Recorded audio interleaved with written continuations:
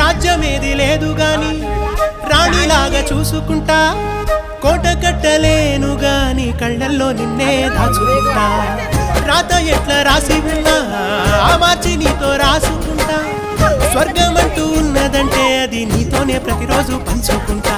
నిన్ను గన్న మీ నాన్న కన్నా లారు ముద్దుగా సాదుకుంటా, నీకు కోపం వస్తే కొంత దూరం ఉంటా, నువ్వు గీత గీస్తే నేను దాటనంటా, కంట నీరు కంటి రెప్ప దాటకుండా కాటుకై కావలుంటా.